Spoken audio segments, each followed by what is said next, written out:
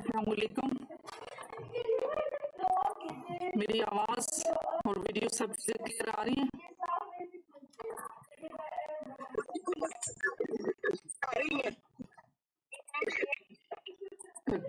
क्या सब कैसे हैं? माशाल्लाह, कैसा गुजरा?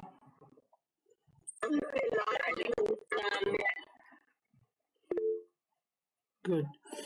आज हमारा जो टॉपिक है वो साथ साथ चलता रहेगा। तो आज मैंने एक एक्सरसाइज है वो सबसे पहले करवानी है, उसमें थोड़ा टाइम लगेगा।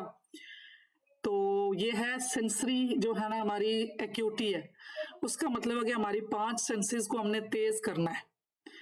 जिन सेंसेस से हम नॉलेज लेते हैं और ऑब्जर्वेशन जो जिसमें हमें सूंघना, चखना, टच करना, देखना, तो बगैर टाइम जाया किए, क्योंकि आधा घंटा इसमें भी लग जाएगा और फिर हम लेक्चर शुरू करेंगे। तो आप सबकी इजाजत है तो मैं स्टार्ट करूं एक्सरसाइज के लिए? यस मैम, काइंडली स्टार्ट करें। जी, तो ऐसा है कि उसमें मैं फिर अपनी स्क्रीन ऑफ करती हूँ। तो उसके साथ ये गाइडेड एक मेटाफोर है, उसको आपने जो जो चीज़ें मैं बोलती जाऊंगी और मेरी आवाज़ के साथ आपने विजुलाइज करते जाना है बस। तो इसके बाद जो माशाल्लाह आपकी 5 सेंसेस जो है ना वो काफ़ी फास्ट हो जाएंगी।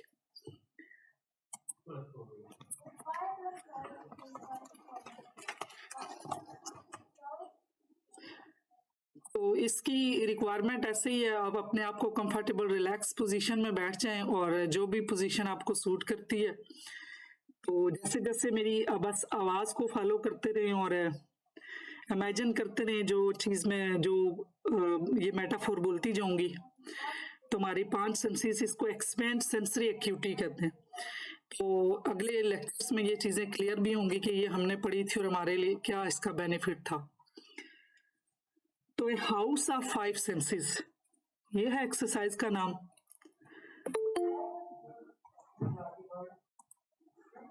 जी, जो रिचल बैंडलर हैं जिन्होंने ये एनएलपी के जो बानी है, वो 5 सेंसेस की को जो है ना सेंसरी एक्यूटी को प्रेफरेंस देते थे। ये एक मेटाफोर है और एक सितारा है, ये एक एक्सरसाइज है। इस एक्सरसाइज में करना क्या है, इस में आपने अपने आप को तस्वर करना कि आप एक चूंटी की तरह हैं और अपने लेफ्ट पांव के अंगूठे के नाखून के दरमियान से गोश्त से अंदर हो दाखिल हो रहे हैं और अपने नर्वस सिस्टम को देख रहे हैं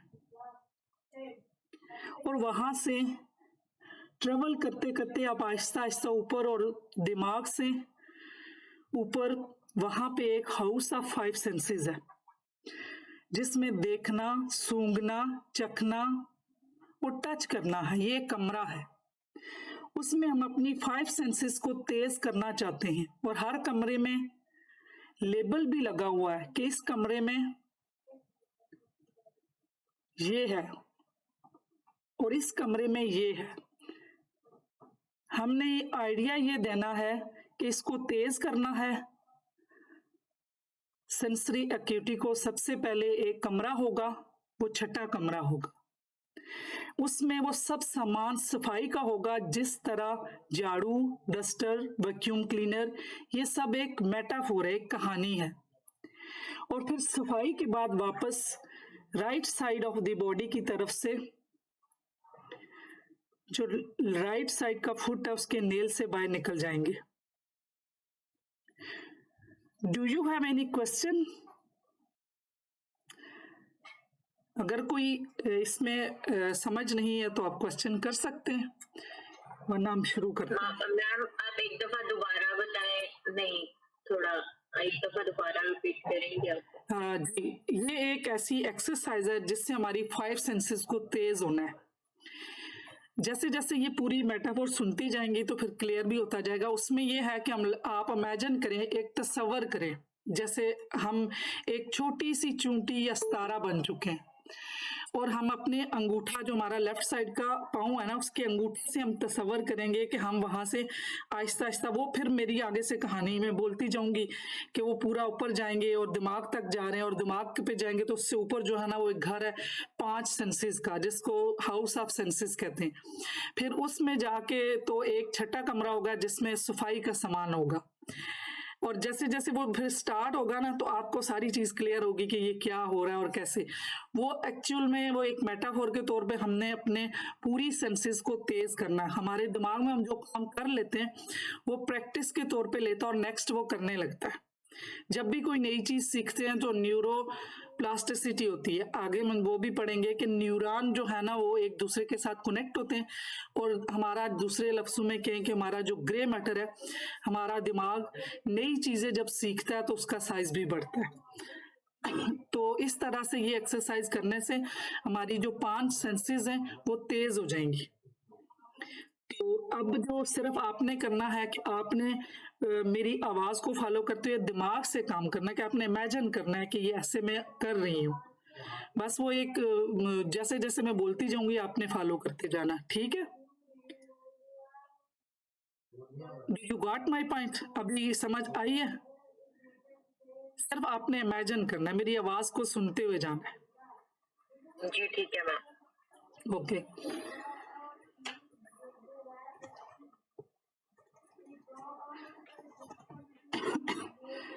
तरकीब इसकी देखें, आंखें बंद कर लें, नाक के जरिए गहरी सांस लें और आहिस्ता आहिस्ता बाहर निकालते हुए अपने जिस्म को बिल्कुल ढीला छोड़ दें। अगर आप सोच रहे हैं तो है क्योंकि आपका माइंड जिस्म पर असर अंदाज होता है और फिर जिस्म माइंड पर असर अंदाज होता है। इस तरह तसव्वुर करें कि आप बहुत छोटे हो चुके हैं।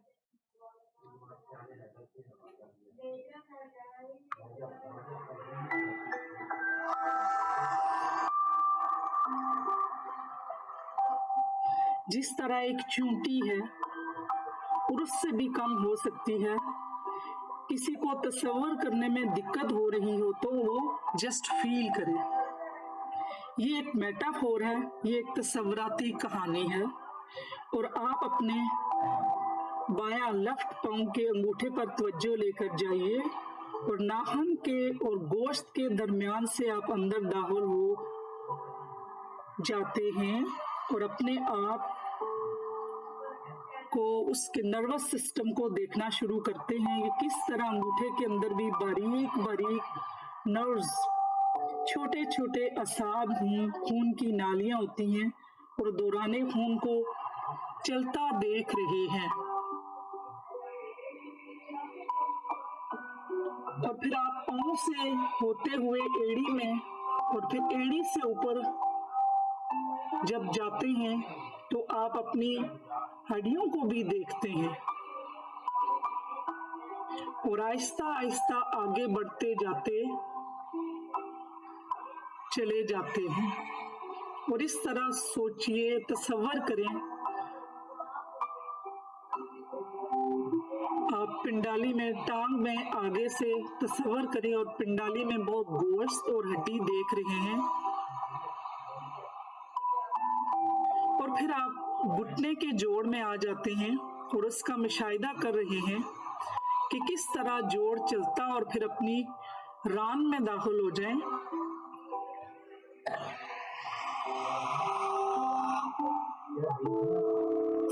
इसके अंदर बहुत असाब काम कर रहे हैं। ये एक बहुत बड़ी हड्डी जिसके साथ आप ऊपर की जानिब जा रहे हैं और बहुत सारे असाब को देख रहे हैं और फिर अपनी रीढ़ की हड्डी को देख रहे हैं और उसके साथ साथ आप ऊपर जा रहे हैं। और जो जो आप ऊपर आहिस्ता आहिस्ता ऊपर जाते हैं तो अपने मैदे, गुर्दा, अपने गुर्दे को, फेफड़े को और दिल वगैरह को काम करते हुए देख रहे हैं। ऐसे एक सरसरी नजर देख रहे हैं और आप मसलसल ऊपर की तरफ जा रहे हैं और फिर कंधों से गुजरकर गर्दन में दाखिल हो चुके हैं। मसलसल कदम आपके ऊपर की तरफ बढ़ रहे हैं और अब आप दिमाग में दाखिल हो चुके हैं और अपने उसको भेजा, इसको भेजा कहते हैं, सेंट्रल नर्वस सिस्टम कहते हैं, उसको देखते हुए वहां तक पहुंच गए हैं।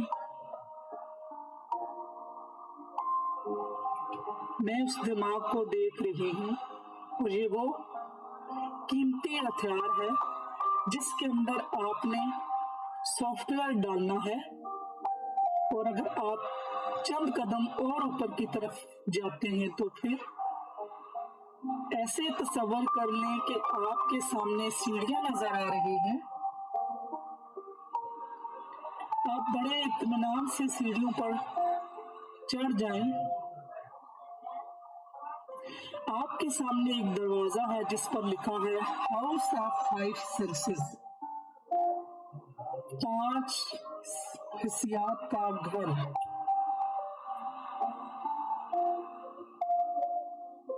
उस पर एक दरवाजा लगा है और उसके बाएं जानिब इसकी एक सुनहरी चाबी लटकी हुई है जो इस दरवाजे को खोलने के लिए है। और आप उस चाबी को उतारते हैं और इस दरवाजे को खोलकर अंदर दाखिल हो जाए। और ये पहला कमरा आ गया है। इसमें अपनी सर्विस सेंसेस को तेज करने के लिए, साफ शफाफ करने के लिए सामान पड़ा हुआ है।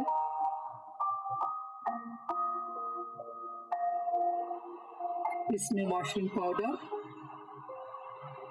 वैक्यूम क्लीनर, वाइपर, डस्टर, जो कुछ भी सफाई के लिए जरूरत होता है, इमेजिन करें वॉशिंग का जो कोई भी सामान आपके माइंड में आता है उसको इमेजिन करें, जो आपने इन हिस्सियात को तेज करने के लिए साफ और शिफाफ बनाएंगे।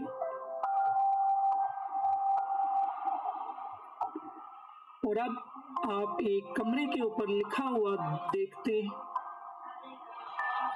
उस कमरे के ऊपर लिखा हुआ देखना, सी, ये पहला कमरा है, उसके ऊपर लिखा हुआ देखना सी। अब आप इस दरवाजे को खोलकर अंदर दाखिल होते हैं। जरा चारों तरफ दीवारों पर देखिएगा, हर तरफ गर्दो गुबार नजर आता है। खिड़कियां, पर्दे, फर्नीचर, सब कुछ गर्द से अटा पड़ा है। अब आप इनको साफ करना शुरू कर देते हैं। खिड़की के शीशों को अच्छी तरह से साफ करना शुरू कर दें। आप जो जो साफ करते हैं तो आपको ये कमरा पहले से रोशन लगता है। हर चीज पहले से बेहतर, तरतीबवार और खूबसूरत नजर आ रही है।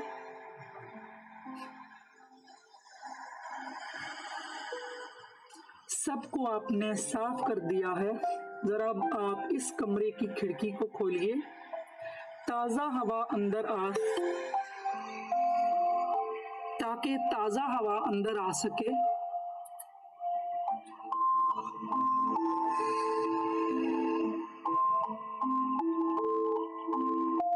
आप बाहर जानकर देखिए कितना खूबसूरत मंजर है। हर चीज जो बैरूनी है साफ शफाफ खूबसूरत नजर आ रही है।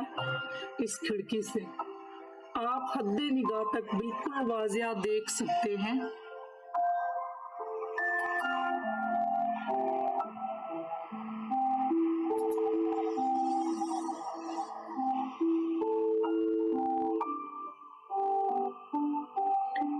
आप इस कमरे से बाहर निकलते हैं। आगे दूसरे दरवाजे पर लिखा है हियर, सुनना। अब आप इस कमरे में दाखिल हो जाइए। उसी तरह इसकी भी सफाई करना शुरू कर दें।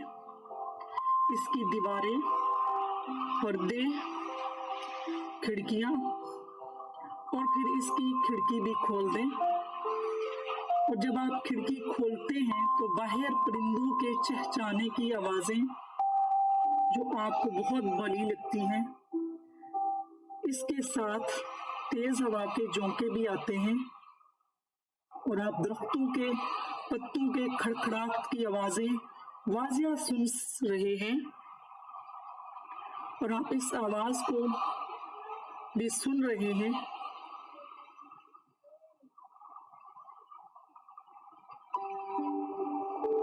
फिर अचानक बादल के गरजने की आवाजें सुन रहे हैं और आप इस आवाज को भी सुन रहे हैं। अब आपके कान हर किस्म की आवाज को पहले से बेहतर सुन सकते हैं।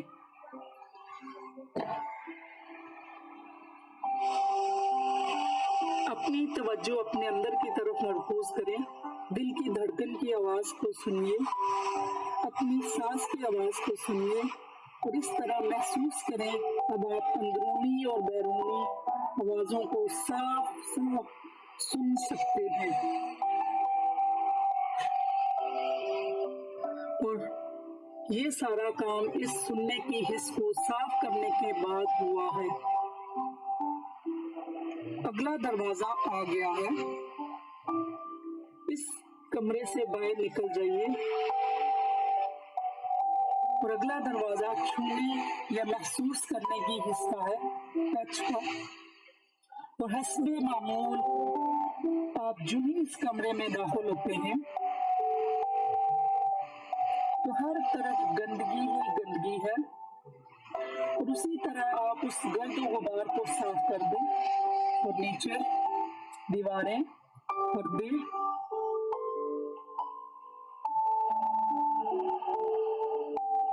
तो फिर सफाई के बाद फर्नीचर पर हाथ फेरते हैं तो आपको बहुत मुलायम महसूस होता है क्योंकि गर्द गुबार खत्म हो चुका है। इस कमरे की खिड़कियां भी खोल दें। जब आप खिड़कियां खोलते हैं तो शीशे पर हाथ फेरते हैं तो इसकी मुलायमियत को महसूस करते हैं। कमरे की दीवारों पर हाथ फेरते हैं तो वो आपको बिल्कुल मुलायम महसूस होती हैं और बाहर से ठंडी हवा दाखिल होती है। हवा की ठंडक को अपने चेहरे पर महसूस करते हैं।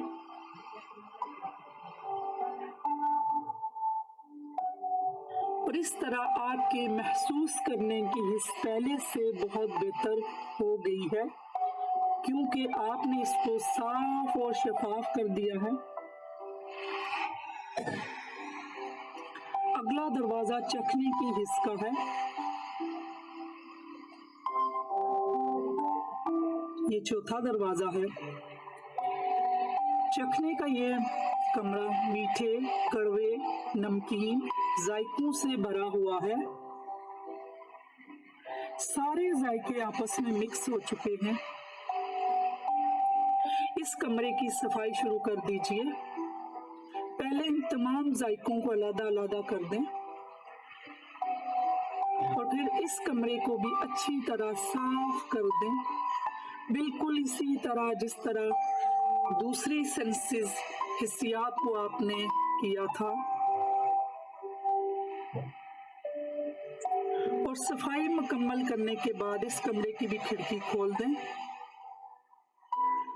जो ही आप खिड़की खोलते हैं आपके सामने आपके पसंद का दरख्त है। वो केले का भी हो सकता है, माल्टा, संतरा, आम, कोई भी दरख्त जो आपका पसंद का है और इस पर फल भी लगा हुआ है। इस फल तक आपका हाथ आसानी से पहुंच सकता है।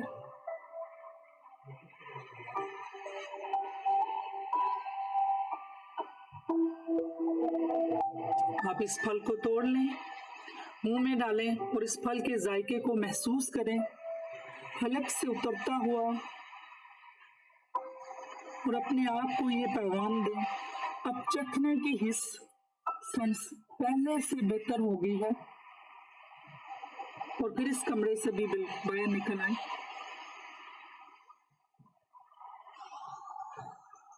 और हस्बे मामूल इस कमरे में दाखिल हो जाएं। ये स्मेल का दरवाजा है।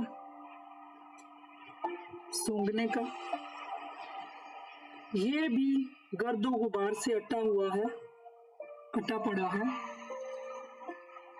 इसके अंदर बदबू है, जैसे गली सड़ी चीजें हों और कुछ पुराने और बुसीदा बर्तन जिनमें कुछ ऐसी चीजें पड़ी हैं जो बदबू पैदा कर रही हैं। जो ही आप पहले बर्तन का ढक्कन उठाते हैं तो इसमें सख्त बदबू आती है। अब आप बारी बारी इन बर्तनों को साफ कर दें और जो कुछ इसमें है बहा दें और पानी से धो लें। इस कदर धोएं कि ये बदबू खत्म हो जाए और फिर इनको अपनी जगह पर रख दें।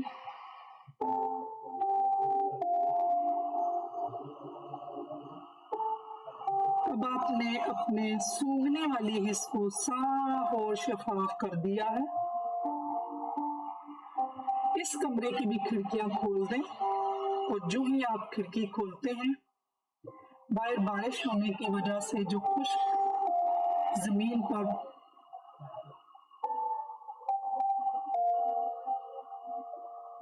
पड़ती है तो एक खास किस्म की खुशबू होती है और इसके साथ ठंडी हवा के झोंके आ रहे हैं जो गुलाब और मोती की खुशबू से भरे हैं और इस खुशबू से पुरलुत्फ हो रहे हैं आप।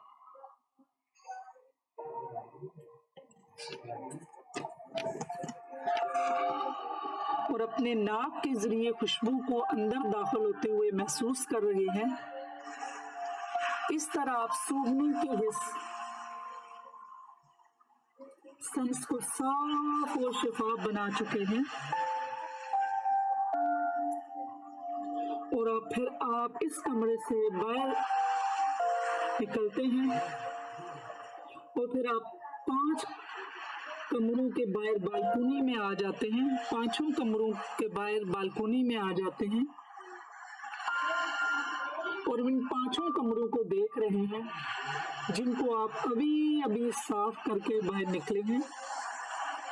ये वही सेंसेस है जो आपके नर्वस सिस्टम को कोई काम करने के लिए कुव्वत मुहैया करते हैं। आप बड़े मुस्कुराते हैं, बड़े खुश हो रहे हैं कि मैंने अपनी सेंसेस देखना, सुनना, छूना, चखना और महसूस करना, इनको मुकम्मल तौर पर साफ और शफाफ कर दिया है और अब मैं इनको बेहतर अंदाज में इस्तेमाल करने के काबिल हूँ। और फिर इसी तरह वापस आते अपने ब्रेन को देख रहे हैं और वापस नीचे की जानिब सफर कर रहे हैं, अपने नर्वस सिस्टम को देखते हुए, दिमागी असाब को देखते हुए,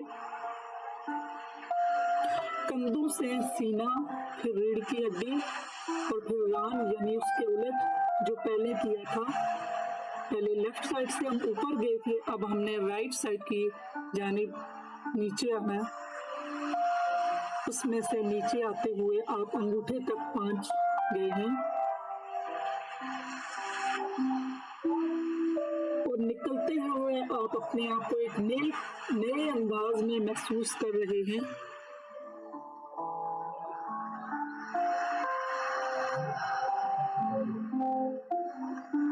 कि आपने किस तरह अभी अभी अपनी वो परसेप्शन को, अपनी हिस्सियात को, सेंसेस को तेज तर कर दिया है। तो ये सेंसेस आपके नर्वस सिस्टम को प्रोग्राम करने की बुनियाद है।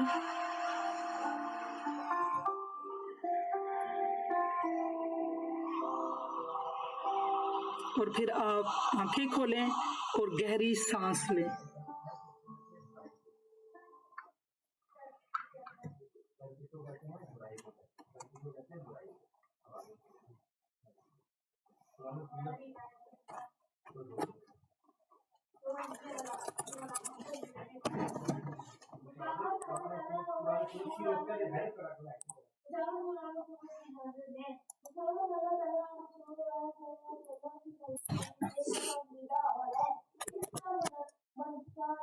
जी, कोई मुझे मेरी बताए वॉइस आ रही है और कैसा लगा ये एक्सरसाइज, आपको कैसे फील हुई, थोड़ा बहुत अपना एक्सपीरियंस शेयर कर दें।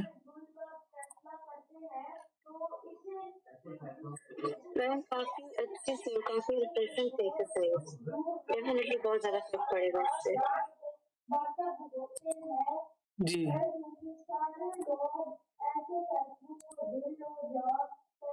Very refreshing.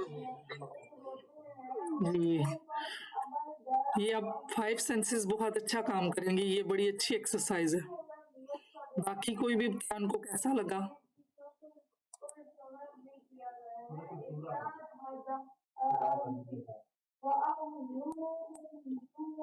जी अस्सलाम वालेकुम। मैम बहुत अच्छा महसूस हुआ, मुझे बिल्कुल ऐसा महसूस हुआ जब गंदे घर को साफ करके जो खुशी मिलती है, बिल्कुल इसी तरह से मुझे महसूस हुआ। आंखें मेरी बहुत ज्यादा अपने खुद को ऐसे लग रहा था कि जैसे ठंडी ठंडी सी हो गई है। मैंने बहुत अच्छा महसूस किया। इसका मतलब अब वर्क कर गया, कंप्लीटली वर्क कर गया और आप बिल्कुल, आपकी जो वो है ना रिफ्रेश हो चुकी है और बिल्कुल शफाफ हो गई है। माशाल्लाह, ग्रेट। मैंने कहा थोड़ा एक्सरसाइज भी कराते हैं, चलें जिनका एक्सपीरियंस बाकी भी कोई शेयर करें, वॉइस कर दें, मतलब टाइप कर दें कैसा लगा, तो फिर हम आगे स्टार्ट करते हैं।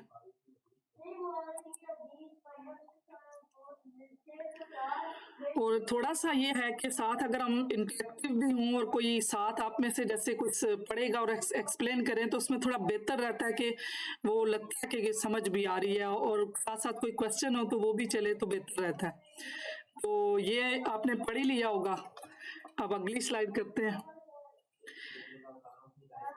ये भी पहले हो चुका है और आज थोड़ा सा मैं लेक्चर को आगे लेके जाऊंगी और पिछले का हम ऐसा करेंगे कि एक दिन हम जो है ना कल भी कर लेते हैं लेक्चर, तो परसों हम जो है ना जितना हमने पहले कर लिया तो उसको हम डिस्कशन, एक हम सेशन रखते हैं जिसमें हम सारे डिस्कशन करते हैं। जिसका कोई कॉन्सेप्ट नहीं बना या कोई चीज़ ऐसी है तो हम जब दोबारा सारे डिस्कस करेंगे, आपस में क्वेश्चन होंगे तो उसमें ज़्यादा बेहतर तरीके से हम समझ सकेंगे। तो क्या ख्याल है आपका, कोई ऐसा डिस्कशन का टाइम रखना चाहिए क्लास के अलावा, या फिर आज का लेक्चर करके कल डिस्कशन करें या परसों डिस्कशन रखें?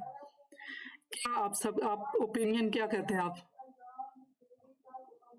क्योंकि डिस्कशन के साथ ज्यादा समझ आती है। आज और कल ठीक है, परसों को अभी रहने दें, नेक्स्ट वीक कर लेंगे तो देख लेंगे। हाँ जी, या फिर मंडे ट्यूसडे वेडनेसडे कर दिया करें। हाँ, वो ये है कि चले उसमें ये होगा ना कि जिसको अगर कोई चीज समझ नहीं आई कि हम ये क्या हो रहा है और क्या कर रहे हैं तो इसमें ये आ जाएगा। अब आज मैंने इसलिए थोड़ी सी परसेप्शन पे की है कि रियलिटी कुछ होती है जो हमने प्रीसपोजिशन पढ़ी थी, वो वाकई थोड़ा सा डिफिकल्ट है एकदम से समझना, वो चलते चलते आएगा और लास्ट में मैं दोबारा भी समझूंगी। और एक आज मैं ग्रुप में भी भेजूंगी कि एक वाक्य होगा और उसमें एक तो वो प्रीसपोजिशन और दूसरा डिलीट डिस्टॉर्शन जो फिल्टर है उनको भी जुमलों में समझना कि किस तरीके से, वो एक दो एक्सरसाइज जब हो जाएगी ना तो बहुत अच्छे से चीज़ें समझ आएंगी। मुझे आइडिया है कि ये 2-3 चीज़ें, इनके कॉन्सेप्ट जो है ना वो फिर से आगे आगे चलते हैं, तो उसके बाद फिर से इनके जो है ना जिनको कॉन्सेप्ट नहीं बने तो वो बनाएंगे। तो तमाम लोग अपनी मतलब सोच पर अमल करते हैं, हकीकत पर नहीं। ये चीज़ यहाँ तक सबको ये समझ आ गई है। अगर किसी की नहीं बनी तो ये तो हाँ, ये आ ही नहीं रही। ये अब ये देखें कि इसमें से आप सारे देखें कि कितने ये चेहरे हैं, ये भी परसेप्शन में ही आएगा कि आप ये देखें कि यहाँ पे कितने आपको नजर आ रहे हैं जो इसमें है। बाकी अच्छा ये टाइप करें, ये जितने लोग हैं फौरन टाइप करें क्योंकि लेक्चर जो है ना मैम 2 नहीं है, 2 से ज्यादा है। आप टाइप करते जाएं, जिसको जितने नजर आते हैं आप जो है ना मैसेज में टाइप करें। इसमें कोई देखें वो ऐसी बात नहीं है कि वो इसमें कोई पास फेल है या कुछ ऐसा, हम तो सारे लर्न कर रहे हैं। तो सिर्फ टाइप करें और उसके बाद खुद देखेंगे इसमें क्या, नेक्स्ट स्लाइड में दिखाऊंगी उसमें पता चल जाएगा ये कितने, उसमें मार्क किया हुआ है। राइट करके देखें और टाइप करें क्या क्या है।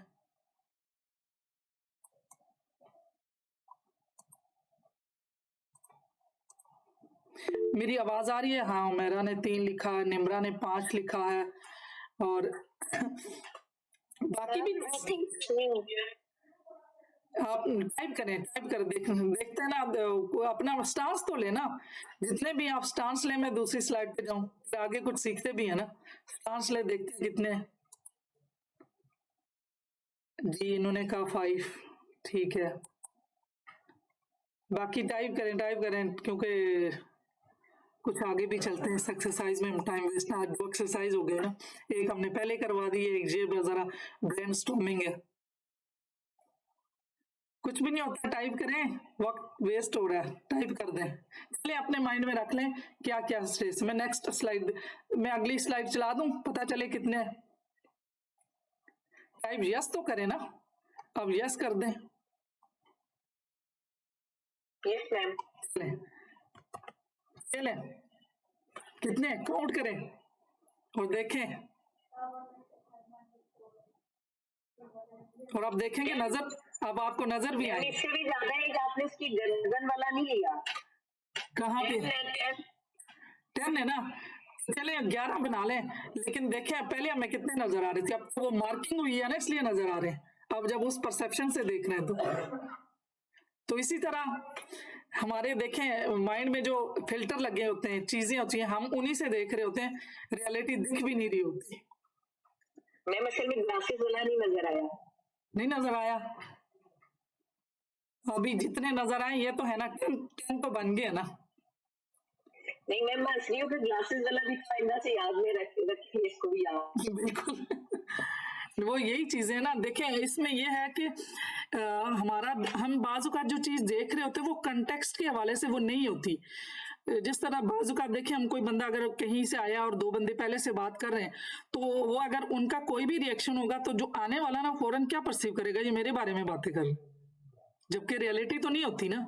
हो सकता है वो उसको अटेंशन देने के लिए वो खामोश हो गए हों। तो अक्सर हमारी लाइफ में कुछ ऐसे ही हो रहा होता है कि हम रियलिटी नहीं देखते। हमने रियलिटी देखनी है, हमने उस जो सिचुएशन है उसको भी हमने दूसरे पर्सपेक्टिव से भी देखना है, कि एक ही पर्सपेक्टिव सबसे देखते हैं जो हमारे अंदर का होता है तो कुछ और दिखा देता है। ये देखें, अब इसको भी देखें।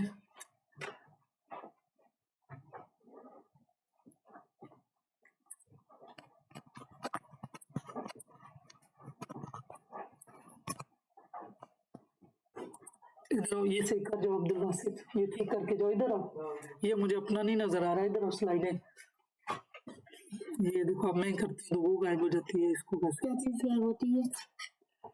ये तो रिकॉर्ड भी होना चाहिए, बस ठीक है, तो सुनते नहीं जाओ।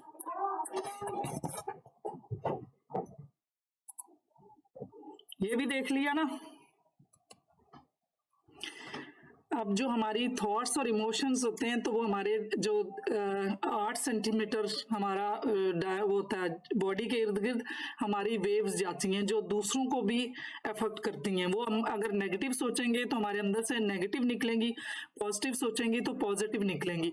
तो हमें अफेक्ट करेंगी इर्द गिर्द के माहौल को, और जो बाकी लोग हैं उनको भी करेंगी। अब जो शुरू में बात हुई थी कि अपनी इनर, जो हमारी जो अंदर की नेगेटिव सेल्फ टॉक है, उसके बारे में थोड़ा सा आज और थोड़ा क्लियर कर देते हैं, क्योंकि लास्ट लेक्चर में भी कुछ चीजें नहीं क्लियर हुई थी कुछ लोगों को। तो रिसर्च के मुताबिक हर इंसान 95% गुजरे हुए कल के ख्यालात को दोहराता है। मिसाल के तौर पर कल आपको 2000 ख्यालात आए थे, इनमें से 19,000 आज फिर दोहराएंगे। दरअसल हमारे ब्रेन की साख में दोहराने का अमल कुदरती तौर पर पहले से ही मौजूद है।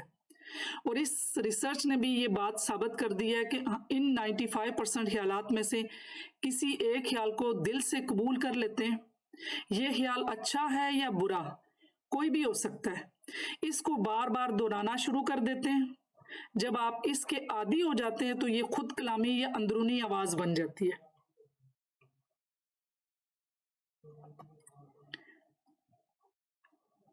आमतौर पर ये फैसले खुद के बारे में, लोगों के बारे में और दुनिया के बारे में होते हैं, जिनके बलूगत में पहुंचकर शख्सियत पर गहरे मनफी या मुस्बत असरात मुरतब होते हैं। फिर इंसान मुस्तकबिल में पेश आने वाले तमाम वाकयात और तजर्बात को इनके जरिए फिल्टर करता रहता है। ये खुद कलामी शिकस्त खुर्दगी वाली या कामयाबी वाली, मायूसी वाली या खुशी वाली, बेयकीनी वाली या खुद पर यकीन वाली हो सकती है और जिंदगी के किसी भी शोबे के बारे में हो सकती है। खुद कलामी की मिसालें मनफी: मैं इतना ज़हीन नहीं हूँ, मैं इतना अच्छा नहीं हूँ, मैं नाकाम हूँ, मेरी आवाज़ अच्छी नहीं है, मेरा मजाक उड़ाया जाएगा, मैं फेल हो जाऊंगा। खुद कलामी की मुस्बत मिसालें: मैं ज़हीन हूँ, मैं कामयाब हूँ, मेरी आवाज़ अच्छी है, मैंने पास होना है, मैंने कामयाब होना है, मैंने कॉन्फिडेंट रहना है। आपकी खुद कलामी आपका मुस्तकबिल बनाती है। इंसान किसी चीज़ पर आसानी से यकीन करने वाली मखलूक हैं और जो आप इस खुद कलामी को दोहराते हैं तो आपका यकीन भी पुख्ता होता जाता है। फिर इस खुद कलामी के मुताबिक माइंड में तस्वीरें बनाते हैं और महसूस भी करते हैं, जिसकी वजह से आपकी ज़िंदगी में ऐसे हालात और वाक़यात रुनमा होना शुरू हो जाते हैं। इस तरह ये खुद कलामी आपकी ज़िंदगी पर अच्छे या बुरे असरात मुरतब करना शुरू कर देती है। याद रखिए, आपकी खुद कलामी बेहतरीन दोस्त या बदतरीन दुश्मन हो सकती है, लेकिन इंतखाब आपका है। उठे, मनफी खुद कलामी को अभी तब्दील करें।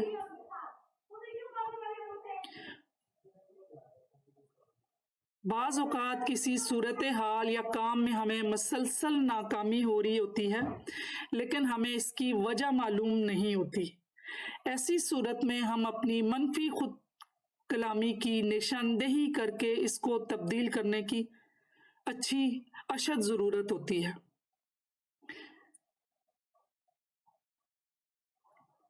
मनफी खुद कलामी की तब्दीली की तकनीक। अब इस मनफी आवाज़ को तब्दील करने में 3 सवाल करूंगी। आपने सिर्फ हाँ या ना में जवाब देना है। कैसे मैं इम्तिहान में फेल हो जाता हूँ, मैं ठीक नहीं हो सकता, मैं कामयाब नहीं हो सकता। सवाल ये है। अब आप देखें, जो पीछे जो बातें हुई हैं, ये हमारा इंटरनल टॉक चल रहा होता है। बाज़ाहिर है, जब हम दुनिया के सामने कोई भी काम करने निकलते हैं तो हम काम के लिए रेडी होते हैं, लेकिन हमारी इंटरनल जो टॉक होती है, जो हम अपने आप से बातें कर रहे होते हैं, वो कुछ ऐसे ही नेगेटिव। तो ये अब हमारी चॉइस है कि हम इसको पॉजिटिव में चेंज करें, तो हम कर सकते हैं। क्या ये सच है कि आप एक अच्छे स्पीकर नहीं हैं? जी हाँ, ये सच है या झूठ है? ये टाइप कर दें। क्या मैं अच्छा स्पीकर नहीं हूं? इस आवाज को लगातार दोहराना जरूरी है। क्या मैं अच्छा स्पीकर नहीं हूं, ये जब हम दोहरा रहे होते हैं बार बार, तो इसका मतलब है, जो मैंने पीछे बताया, कि हमारे दिमाग की आदत बन जाती है। फिर वो आदत के बाद उसको कबूल कर लेता है। जब वो कबूल कर लेता है तो वैसी ही तस्वीरें बनाने लगता है, तो फिर हम वाकई वैसे ही बन जाते हैं। लेकिन बज़ाहिर हमें पता नहीं होता कि ये कैसे हमारे साथ हो चुका है, और हम जो करना चाहते हैं वो क्यों नहीं हो रहा, वो हमें कॉन्शियसली नहीं पता होता। क्या मैं अच्छा स्पीकर नहीं हूं, ये आवाज दोहराने से आपकी जिंदगी बेहतर होती है? जी या नहीं? अगर जवाब नहीं है तो कौन सी आवाज आपकी जिंदगी को बेहतर बनाती है? जवाब में मैं अच्छा स्पीकर हूं, इसको तहरीर करें, मैं अच्छा स्पीकर हूं। इस आवाज को बाकायदगी से रोजाना उस वक्त तक दोहराएंगे जब तक आप ये आपकी बेहतरीन दोस्त ना बन जाए। यहाँ तक ये देखें, अभी समझ आ गई है ना कि हमने क्या करना, हम करते क्या हैं। जो हमें नहीं चाहिए होता हम उसको दोहरा रहे होते, हमने वो दोहराना है जो हमें चाहिए।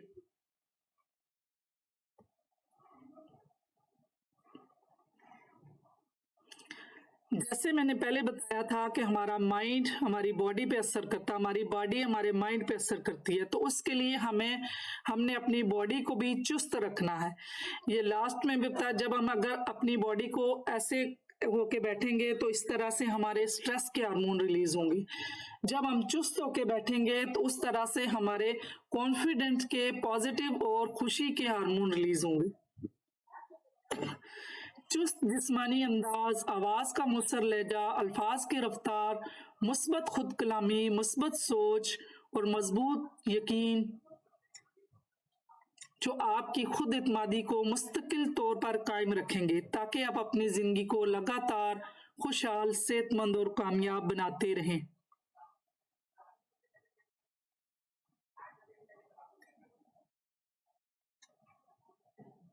याद रखिए, आपकी खुद कलामी बेहतरीन दोस्त या बदतरीन दुश्मन हो सकती है।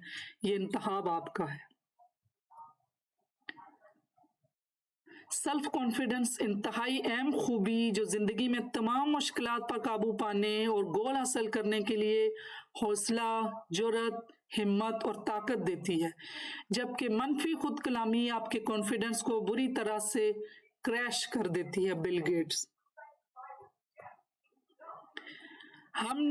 हमारा जब कंप्यूटर में हमने कोई नया सॉफ्टवेयर इंस्टॉल करना होता है तो हम उसको इसके माहिर के पास लेके जाएंगे और उसको पहले एंटीवायरस उससे क्लीन करेंगे और फिर उसमें वैसा ही सॉफ्टवेयर इंस्टॉल करेंगे जिस तरह से प्रोग्रामिंग का किसी को चाहिए तो वो प्रोग्रामिंग का करेगा, जिसको ग्राफिक डिजाइनिंग का होगा वो डिफरेंट, इससे आगे और भी बहुत से सॉफ्टवेयर हैं, जिसको जैसा चाहिए होगा वो इंस्टॉल करेगा। बाय डिफॉल्ट अगर उसको वो सॉफ्टवेयर नहीं चाहिए तो उसको रिमूव करवाएगा। तो इसी तरह हमें भी हमारी जो मॉडलिंग के साथ कंडीशनिंग हुई है, जो हमने बचपन से चीज़ें सीख ली हैं जो कि ज़्यादातर हमारे मनफी जुमले हैं और ये उनको भी नहीं पता था कि ये प्रोग्रामिंग हम कैसे कर रहे हैं। वक्त के साथ साथ इल्म और नॉलेज इतना बढ़ता जा रहा है और जैसे दुनिया भर में ये काम हो रहा है कि जो अगर हम चीज़ें लर्न की थी तो वो हम अनलर्न भी कर सकते हैं। तो ये एक न्यूरो लैंग्विस्टिक प्रोग्रामिंग ऐसी इल्म है कि इसको सीख कर इसकी टेक्निक्स को, इसके इल्म को हम अपने ऊपर अप्लाई करके हम भी उसी तरह कामयाब जिंदगी गुजार सकते हैं। खुद एतमादी पैदा करना एक फन है, ये फन हर कोई सीख सकता है। और क्या आप लोग इस पे ट्रस्ट करते हैं कि आप सीख सकते हैं? जब कोई एक बंदा कर सकता है तो सब कर सकते हैं। यही जो शुरू में रिचर्ड बैंडलर और जॉन ग्राइंडर ने मॉडलिंग पे किया था कि उन्होंने देखा कि ये किस तरीके से ये तीन लोग जो हैं, इनके लोग जो क्लाइंट हैं वो बहुत रिकवर हो रहे हैं। उन्होंने उनके पास बैठना शुरू किया, उनको ऑब्जर्व करना शुरू किया और उनसे वो सारी की सारी चीज़ें पूछी कि वो किस तरह काम करते हैं, किस तरह से वो सवाल करते हैं, किस तरह से वो क्लाइंट के साथ थेरेपी करते हैं कि वो ठीक हो रहे। उन्होंने वो पूरे का पूरा कॉपी किया, मॉडल किया, उसके तहत ये एक मॉडल बनाया और उनमें से एक जो थे उनका बाय गिफ्टेड उनको ये था कि वो मॉडलिंग कर सकते थे। फिर उन्होंने सबको ये चीज़ें सिखाई और आज दुनिया भर में इतना काम हो रहा और ये NLP की टेक्निक्स और इसके ऊपर जो इसकी कोड ऑफ कंडक्ट, प्रीसपोजिशन है, बिलीफ सिस्टम है, उनके ऊपर काम करके इसकी जो मुख्तलिफ टेक्निक्स हैं वो मुख्तलिफ ज़िंदगी के डायनामिक्स में यूज़ हो रही हैं और इस पे अच्छा खासा काम हो रहा है। अब आपने अपना कॉन्फिडेंस कैसे चेक करना है? एक तो कुछ सवाल हैं, इनसे करना है, फिर उसके बाद चेकलिस्ट है। क्या आप अपने बॉस का सामना कर सकते हैं? क्या आप आसानी से प्रेजेंटेशन दे सकते हैं? क्या आप ग्रुप के सामने बोल सकते हैं? क्या आप कारोबार अच्छी तरह संभाल सकते हैं? क्या आप रोज़मर्रा के चैलेंजेस का सामना कर सकते हैं? क्या आप सोशल मसाइल का मुकाबला कर सकते हैं? अगर जवाबात ना में हैं तो फिर कॉन्फिडेंस के मौजूदा लेवल को चेक करने की सख्त ज़रूरत है। दरअसल कॉन्फिडेंस बहाल करना एक फ़न है। जिस तरह अंग्रेज़ी, हिसाब या कंप्यूटर सीखने के लिए उस्ताद की ज़रूरत है, इसी तरह कॉन्फिडेंस बहाल करने के लिए एक गाइड, डायरेक्टर, कोच या ट्रेनर की ज़रूरत होती है जो ये बताता है कि आपने कॉन्फिडेंट रहने के लिए किस अंदाज में सोचना है, आवाज़ का लबो लहजा कैसा हो, आपकी जिस्मानी हरकत और सकनात कैसी हूँ, ये काम महीनों में नहीं बल्कि दिनों में सीखकर कॉन्फिडेंस बहाल कर सकते हैं।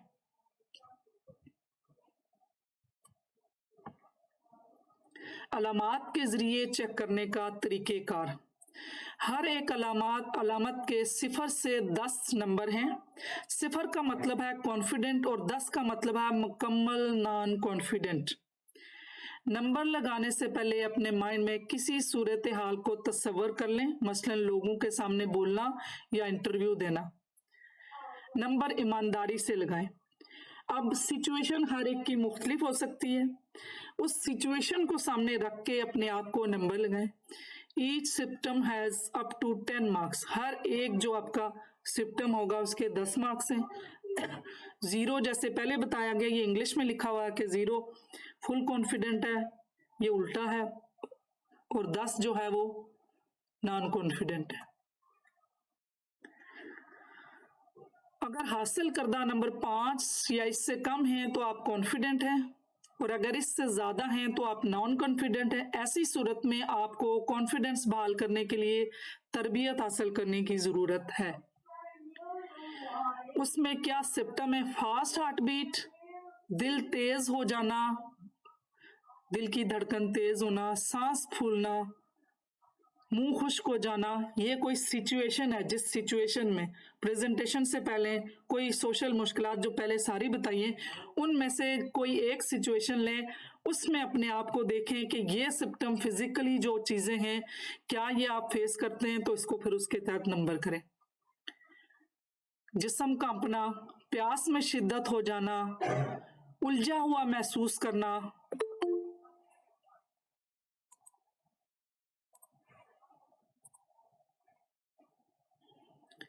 खौफज़दा हो जाना, टूटे फूटे जुमले अदा करना, पसीने छूटना, बेसुकूनी महसूस करना।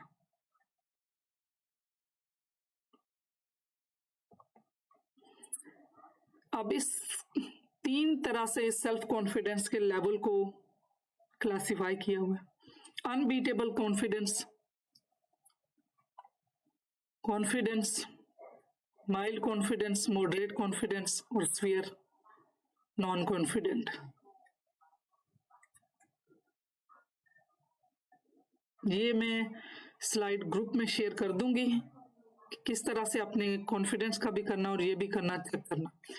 बाइत्माद अपने मसाइल से बड़ा होता है, बेइत्माद अपने मसाइल से छोटा होता है।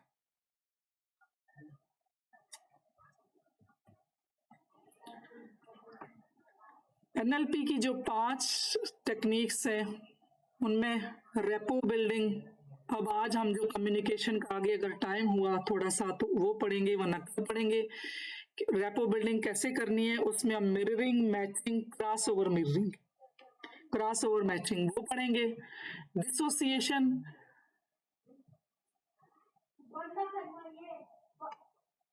ये भी एक ऐसी टेक्निक है कि हमने इसमें मुख्तलिफ तनाजर में एक ही सिनेरियो को देखना है, डिसोसिएट होके। इसके ये भी जब हम पढ़ेंगे डिटेल में पढ़ेंगे कि किस तरीके से, और जो रोज़मर्रा की ज़िंदगी के मिसालों से बताएंगे कि हमने सिचुएशन से डिसोसिएट होकर सोचना है।